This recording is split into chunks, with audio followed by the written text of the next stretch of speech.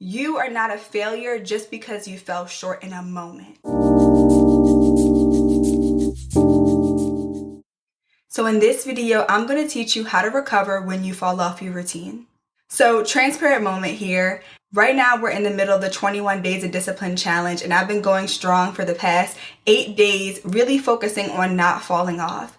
And this weekend, y'all, I went to an event that had every type of temptation known to man. Cookies, scones, everything my little heart could desire, and y'all, I cracked. Now, the old me would have said, you know what, you cracked, you gave in, you suck, you might as well just, binge everything and just fall off completely. But I've learned on my journey of consistency that it's not about how you start, but it's about how you finish. And I also learned that just a moment of falling in doesn't mean that I have to give up completely. But learning the art of resetting and picking myself up when I fall off has been crucial when it comes to being consistent, especially when it comes to my routine. Now, the first thing that I noticed when I fell off is the negative self-talk that I was telling myself. I literally was beating myself up so bad and just saying so many things that I don't even agree with about myself. And sometimes that's what we do. When we fall short, when we have a moment where we are being really consistent and then we fall off our path, immediately we start to attack our self-worth. We start to say things like, see, you did it again, you're not enough, you can't do this, you broke another promise to yourself. And those type of things can get us to give up completely. In those moments of negative self-talk, I notice how important it is to separate how I'm feeling in the moment versus how I'm feeling about myself as a person. I think that there is such a dangerous trap between guilt and shame where we can feel guilty for falling short or guilty for not keeping a promise that we made for ourselves without attacking our self-worth as a person. You are not a failure just because you fell short in a moment. Again, you as an individual are not a failure just because you had a moment where you fell short. See, I noticed that it wasn't just falling short in things like my routine where I started to experience this negative self-talk. I started to see this in other areas as well, including my faith. In the moments where I would be struggling to get up and pray, maybe I was rushing throughout the day, maybe I woke up late and hit snooze, and I felt myself either skipping my prayer time or rushing through it. Instead of just acknowledging the moments where I wasn't able to show up in the way that I wanted, I would automatically attack myself and say things like, you know what, you missed this again, God is upset with you, God doesn't want to talk to you, you're not enough, those people are praying much more than you, how could you do those things? You see how just a simple moment of falling short can lead you to forget how God sees you? And when we begin to believe those lies, we think that this is actually how God sees us. But how you see yourself in a moment where you fall short is not the same way that God sees you. Just like God gives us grace, we have to begin to give ourselves grace. And it doesn't take a new month or a perfect time or a certain time of the year in order to give yourself grace to reset.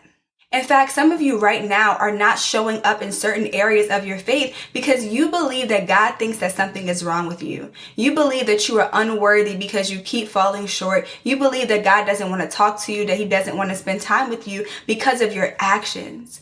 But God isn't like that. The way that you see yourself is not the way that He sees you. He sees you as His child who is in process, who is being perfected until the coming of Christ. And so if He has grace for you in those moments of being processed, how much more grace should you have for yourself? One of my favorite passages of scripture to go to when I feel like I fell short or I'm not enough or I broke a promise to myself is in Luke chapter 15, where it talks about the prodigal son. Now, just to summarize the story, and I highly encourage you to read it if you haven't already. But basically in this story, a son asks his father for his inheritance and then he goes off and he squanders it. He's doing all types of reckless things to the point where he's pretty much just destroyed his inheritance, wasted his life. And then he gets to this moment where he realizes what he's done. And so he goes back to the father asking to be his servant because he feels unworthy to be his son. And so in his mind, he's probably expecting this long lecture or expecting to be rejected. But what he's met with instead is the love of his father. His father is so excited to see him. He doesn't even ask him about where he's been and all the things that he's done. All he does is gather everyone and he says, let's throw a party because my son has returned. Can you imagine expecting to be rejected, expecting to be ridiculed, and instead you're met with love? Instead, you're met with praise in the moment where you feel the most unworthy. That is how God shows up for us. In the moments where we fall off, where we didn't get a chance to meet with him like we wanted, we don't have to stay there in that trap of shame, because that's what the enemy wants you to believe. He wants you to believe that God is waiting to reject you because you fell short. He wants you to just stay in that place isolated so that you never get close to God and you never become all that God has called you to be. He wants you to feed into those lies that he's telling you so that you will literally isolate yourself, so that you'll never even have the courage to get back up and try again. But here, God is reminding us that in the moments where we fall short, not only is he waiting to embrace us, waiting to perfect us and love us, but it also shows that we can always pick back up where we left off. There's always time to recover yourself and reset. And I love that, because some of us are so hard on ourselves. Again, at the first moment where we don't meet our expectations or we fall short, we're ready to give up, abandon it, and just cast ourselves aside. But if God doesn't cast us aside, then why should we? We need to learn how to see ourselves through the eyes of Christ in all areas of our life, not just our faith. The same way that we can return to Christ after stumbling away and be met with his love is the same way that we can show up for ourselves when we disappoint ourselves or when we fall short. Again, a bad moment does not have to be a bad week. A moment of falling short doesn't have to turn into years of feeling unworthy. At any moment, you can reset. So let's talk about how to recover from a bad week when you fall off your routine or you just fall short in an area of your life. Number 1, give yourself grace. You have to learn how to separate the guilt from the shame. Guilt is feeling sorrowful for what you've done, but shame is feeling like you are wrong, like something is wrong with you. Shame is rooted in your identity. So when you begin to feel like you as a person are not enough or you as a person are hopeless, that is the enemy speaking to you. He's accusing your character and trying to get you to give up on yourself so that you never have the courage to keep going.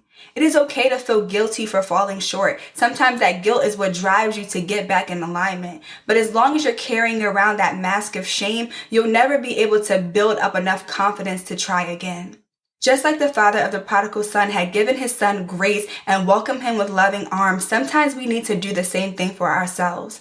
We need to look in the mirror and say, you know what? You are still good. You are still valuable. You are still enough. And you need to love on yourself. Sometimes you have to love yourself back into recovery. Love yourself back to the place that you were. You don't need any more self-talk. You don't need to yell at yourself and beat yourself up when you don't meet your expectations. You simply need to pivot and recover. Again, having a bad moment or falling short does not mean that there's something wrong with you as a person. We are human. I don't care who you're looking at, who you admire for their consistency. Everybody falls short. But the difference between you and the person that you admire is that person just kept going. Despite the moments where they didn't feel like it, despite the moments where they fell off, they kept going because they understood the art of recovery. Now, the second way to recover from a bad week or just falling short is to recognize your trigger. If you pay attention long enough, you'll recognize that there are certain moments that happen before we actually fall off that led up to that moment. For me, if I don't grocery shop on Fridays, then during the weekend, I'm eating like trash. And because I'm eating like trash, I'm more than likely to go into the week feeling tired, irritated, bloated, and fatigued, which affects my productivity. If I don't spend time with God first thing in the morning, then I'm more likely to go scroll on social media, spend hours talking to my family, or God knows what. But I recognize that those little decisions make a big difference on how my day goes. Even something as simple as hitting the snooze button can cause great delay in your day if you are not paying attention. So in those moments, I try to set up those boundaries and be very firm once I recognize the triggers that are causing me to fall off. So for you, maybe it's waking up on time, that when you don't wake up on time, you don't have a good day, or you wake up and you're a little more grumpy. Or maybe it's you've been staying up all night and so you don't have the energy to get up and do what you need to do. Maybe a coworker irritated you and that set off the rest of your day, so you felt like you didn't want to do anything because you were so emotionally exhausted. Pay attention to those moments where you are having the inner conversation with yourself about moving forward with something that you know you need to do. because we are famous for being able to talk ourselves out of doing something. So you have to pay attention again to those inner dialogues that you're having with yourself, especially when you're trying to reason yourself out of doing something that you know you need to do. Once you recognize those triggers and you put those boundaries in place, the next thing that I recommend that you do is that you make a written to-do list in that moment where you're feeling like you don't want to continue on. Make a list of the things that you need to do and start with the easiest task that will take you about 15 minutes to do and just get that one thing done. When our day doesn't go the way that we plan, we typically just write it off and we'll say things like, we'll start again tomorrow or we'll start again next week. But you can start at any moment. And I find myself in those areas where some days I just don't feel like it. I feel like I woke up late, I'm grumpy, I just want to lay around and do nothing all day. And sometimes by the time I even get the energy to do something, it's like 3 o'clock in the day. And the old me would just throw that day away and say, you know what, it's already 3 o'clock, it's too late, but it's not. When I do this simple task of writing down a list of things that I need to get done, and I start with just 15 minutes, what I notice that happens is once I complete that simple task, I start gaining some momentum and confidence back during the day.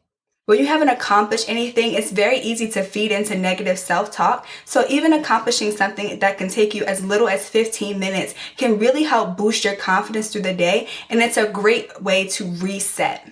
And that's what you want to be in the habit of, recovering where the bad day fell off and resetting. It's a mental decision to decide that, you know what, I know today didn't go as planned, but I'm going to pick back up where I left off. Even if it's something simple and I don't get everything done on my list, that one 15-minute task can literally be the pivot moment in your day. So let's recap. How to recover from a bad week or just when you fall short. Number 1, give yourself grace. God gives us countless grace, and so we need to extend that same grace to ourselves. There's nothing wrong with you when you fall short. You just had a moment, but it doesn't have to define who you are. Forgive yourself and pick back up where you left off. Number 2, identify your triggers. What were the moments that led up to you falling short? Pay attention to these and write them down, and then begin to set boundaries in place so that you don't fall in that same area again. Remember, consistency is a journey. It doesn't mean that every day is going to look the same, but it does mean that in your mind, you are committed to continually moving forward no matter what. If that means you have to start your day at 7:05 instead of 7 o'clock because we love starting things at the perfect time, then that is what it is. If that means that you have to start your consistency journey in the middle of the month instead of on the first of the month, that is what it is, and it is okay. You can reset your life at any moment. And number 3, if the day has gone by and you felt like it's been unproductive, you do not have to throw the whole day away. Simply make a list of the things that you still need to do and start with the thing that's the easiest and you can get done in less than 15 minutes. This will help you to build some momentum and build up your confidence so that you can continue the day and still be productive. So I hope this has been helpful for you. I'm literally taking my own advice. I am not perfect, but we are constantly in this journey together of becoming consistent. I love you guys so much, and I'll talk to you on the next video.